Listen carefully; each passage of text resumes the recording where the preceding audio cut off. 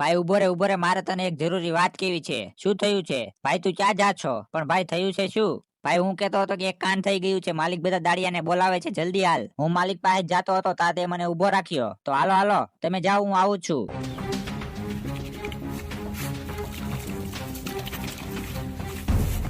આવું કોણે કર્યું હોય છે? લાગે છે ગમે એ દાડિયાએ કર્યું હોય છે. માલિક તમે બધા દાડિયાને કેમ બોલાવ્યા? મારા આ ગલ્લામાંથી 10 લાખ રૂપિયા ચોરી થઈ ગયા છે. હું માલિક 10 લાખ રૂપિયા ચોરી થઈ ગયા છે. તમને કોઈની ઉપર શક છે? આ કલર વાળા ચોરને જોયો છે? કલર વાળા કોણ ચોર છે?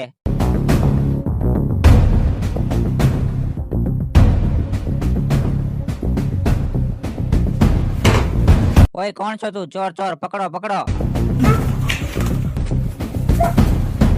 એ વખતે તારા હાથ કલર વાળા હતા એટલે તે ચોરને પાછળથી પકડ્યો હતો, એટલે તારા હાથના નિશાન ચોરના કપડા પર પડી ગયા હશે. માલિક હવે ચોર જડી જશે. બધા દાડિયાના કપડા ચેક કરી લેવી. જેના કપડા કલર વાળા હશે એ ચોર હશે. માલિક આયા જોવો, આના કપડા કલર વાળા છે. દાદા મને વિશ્વાસ નથી આવતો કે તમે મારા પૈસા ચોરી કર્યા છે. લાવો મારા પૈસા. માલિક આ ઈટના ભટ્ટામાં હું 20 વર્ષથી કામ કરું છું અને આજ લગી મેં કઈ ખોટું કર્યું નથી. લાગે છે કોક મને હલવાડવા હાટું કરે છે. એ તો સાબિત થઈ જશે. જાવ દાડિયા પોતપોતાનું કામ કરો, અમે બે સમજી લઈશું. માલિક તમે મને 20 વર્ષથી જાણો છો. મેં આખી જિંદગી ઈમાનદારીથી કામ કર્યું છે.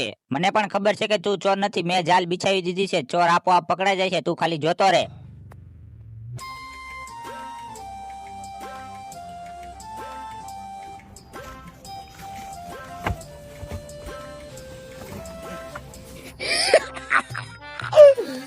$10 લાખ મેં ચોરી કર્યા અને ઓલા દાદાનું નામ ચડાવી દીધું અને મને 10 લાખ પણ મળી ગયા. હવે દાદાને ખબર પડશે.